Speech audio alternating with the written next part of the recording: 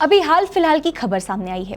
उड़ीसा के राउरकेला में फर्जी खातों के एक बड़े नेक्सस और गाजियाबाद में एक इंटरस्टेट म्यूल अकाउंट्स के रैकेट का पुलिस ने भंडाफोड़ किया है।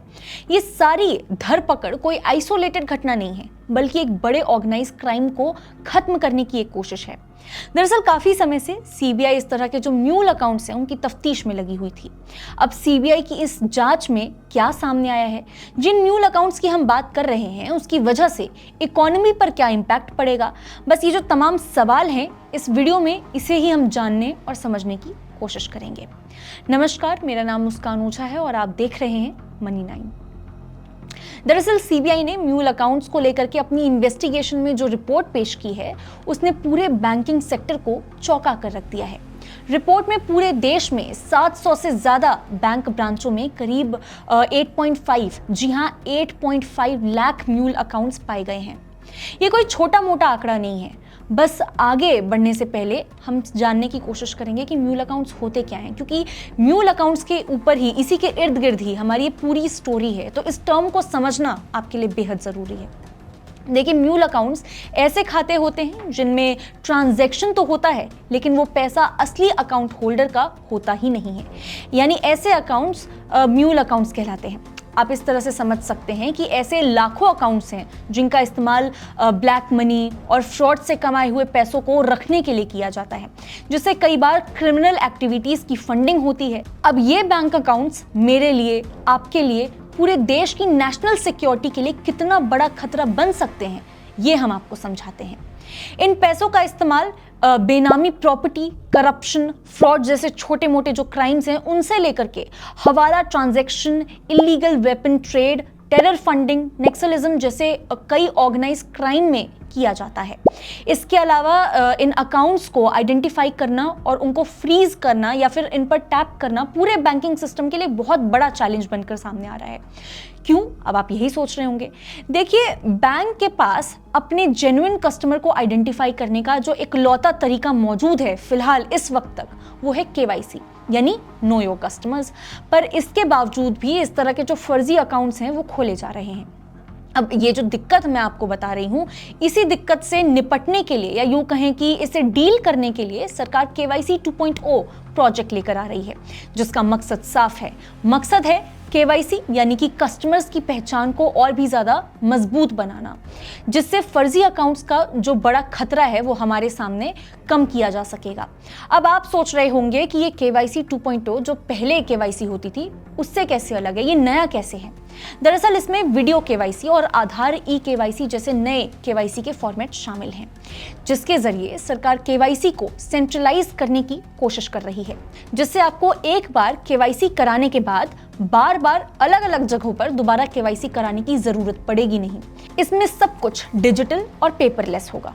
तो इसमें एआई और बायोमेट्रिक्स का भी इस्तेमाल हो सकेगा। ये फीचर्स भी इसमें शामिल है, जिससे सरकार को इस तरह के फर्जी अकाउंट्स और मनी लॉन्ड्रिंग पर रोक लगाने में काफी हद तक मदद मिल सकती है। अब सवाल ये उठता है कि कौन से बैंक ज्यादा इस चीज से प्रभावित हो रहे हैं, किन बैंक्स पे इसका इंपैक्ट ज्यादा पड़ रहा है, पब्लिक सेक्टर बैंक या फिर प्राइवेट सेक्टर बैंक।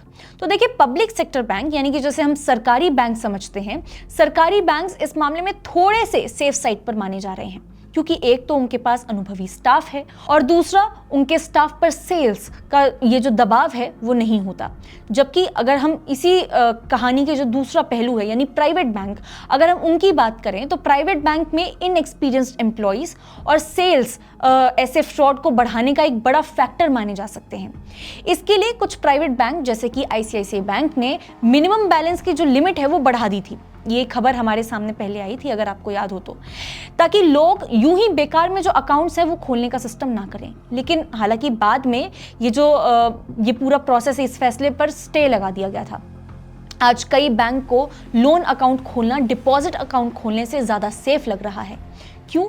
क्योंकि लोन अकाउंट में रिस्क सिर्फ डिफॉल्ट का होता है कि भैया नहीं मिलेंगे पैसे, जबकि डिपॉजिट अकाउंट में फ्रॉड, म्यूल अकाउंट्स और गलत ट्रांजैक्शन जैसी कई मुश्किलें सामने आ रही हैं। तो इस प्रॉब्लम का क्या सॉल्यूशन हो सकता है?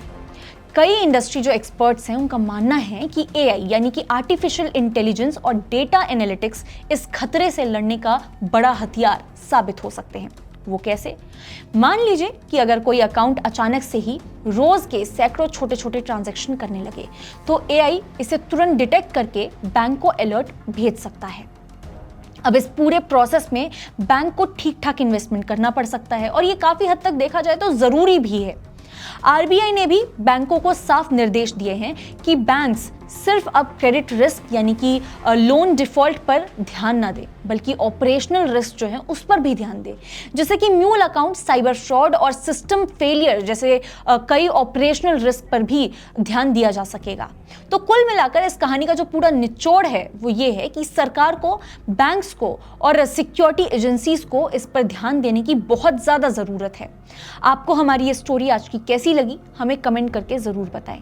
ऐसी ही फाइनेंस रिलेटेड और स्टोरीज देखने के लिए फॉलो करें मनी9। ग्लोबल संकेतों के दम पर कैसे खुलेंगे हमारे बाजार? क्या कह रही हैं खबरें और ब्रोकरी रिपोर्ट्स? किन शेयरों में बनेगा पैसा? बाजार खुलने के बाद क्या खरीदें? किन शेयरों को करें पोर्टफोलियो से बाहर? कैसा रहा बाजार का दिन भर का कारोबार? कैसे तैयार करें कल के बाजार की स्ट्रैटेजी? इन सब सवालों के जवाब जानिए मेरे साथ ओपनिंग बज और क्लोजिंग बज में, इन वक्त पर सिर्फ मनी9।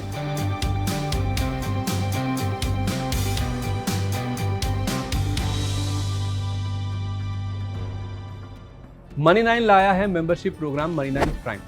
अब आपके दिमाग में कई सारे सवाल होंगे, मसलन आखिर क्या है ये मनी9 प्राइम, आपके लिए यानी दर्शकों के लिए इसके क्या फायदे हैं, और एक बड़ा सवाल ये कि मनी9 प्राइम से आखिर जुड़ना कैसे है। तो इसकी पूरी जानकारी हम आपको देने जा रहे हैं।